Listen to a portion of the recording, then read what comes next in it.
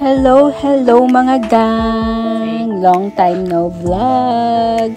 Magandang araw po sa inyong lahat mga gang. Ayan, medyo tapos na rin ang aming bahay kubo mga gang.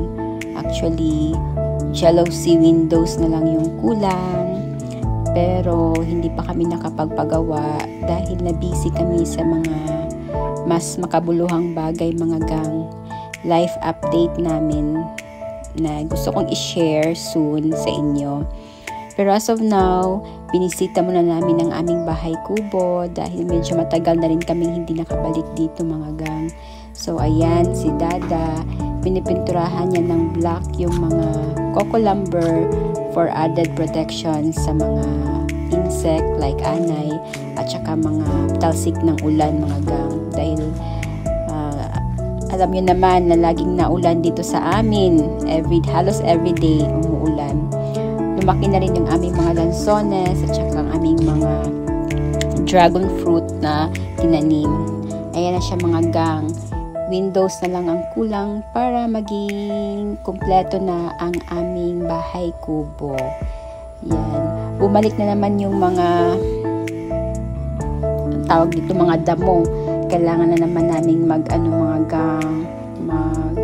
magpadamo sa aming kapitbahay na marunong. Ayan, si Dada nagko-cultivate ng kanyang mga pananim.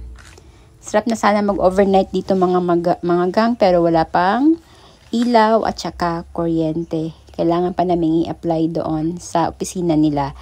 Kaya lang medyo mas busy pa kami ngayon sa mas importanteng bagay sa aming buhay.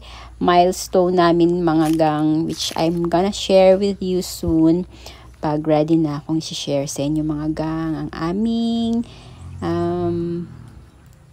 mga pinagkakabalahan lately.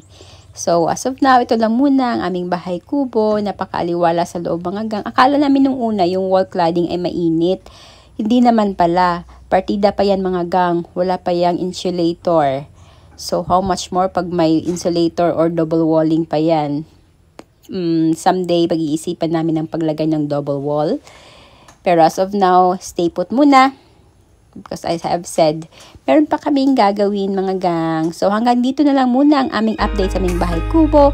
Thank you so much for watching. Have a nice day. Bye!